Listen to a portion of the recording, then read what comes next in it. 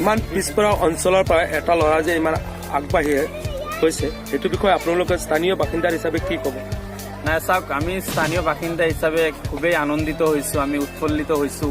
কাৰণ আমাৰ এইটো অঞ্চলৰ পৰা এই লামডিং সমষ্টিৰ অন্তৰ্গত 2 নং খাগুৰিজানৰ পৰা এজন ল'ৰা গৈ আজি হায়দৰাবাদৰ নিচিনা এখন ঠাইত ইণ্টাৰ T20 ক্ৰিকেট খেলি ইতিমধ্যে তেওঁ কেইবাটাও বঁটাও লাভ কৰিছে, কেইবাটাও সন্মান লাভ কৰিছে। গতিকে আমি এই অঞ্চলবাসী ৰাইজ খুবেই আনন্দিত হৈছোঁ, তেওঁক লৈ খুবেই গৌৰৱান্বিত হৈছোঁ।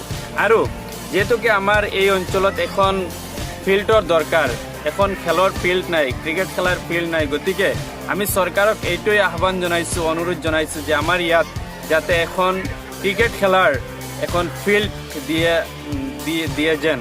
গতিকে এইটোৱে আমাৰ চৰকাৰৰ ওচৰত আহ্বান আৰু থাকিল। আৰু আমাৰ শামছাদ আহমদক যাতে চৰকাৰে যেনেকুৱা ধৰণৰ ফেচিলিটিজ দিব লাগে, সুবিধাসমূহ আমাৰ শামছাদক দিব লাগে, যাতে তেওঁ আৰু আগলৈ আগবাঢ়ি যাব পাৰে, আৰু আগুৱাই যাব পাৰে, IPLত যাতে তেওঁ চান্স পায়, সেইটোৱে আমি বিচাৰিছোঁ।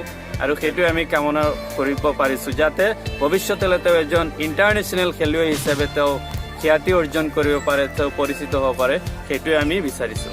ঠিক আছে, আপোনালোকে চৰকাৰৰ যে এটা দাবী কৰিছে এখন ফিল্ড দিলে কিভাৱে আৰু এনেকুৱা ল'ৰা এখন গাঁৱৰ পৰা নিশ্চয়কে এই এনেকুৱা যদি এই ফিল্ড নথকা অৱস্থাত যদি আমাৰ শামছাদে ইমানখিনি আগলৈ যাব পাৰিছে, নিশ্চয়কে আমাৰ ইয়াত আৰু বহুতো ল'ৰা আছে, তেওঁলোকে একমাত্ৰ ফিল্ডৰ সুযোগ নথকাৰ কাৰণে, এখন ভাল ফিল্ড নথকাৰ কাৰণে তেওঁলোকে খেলিব পৰা নাই।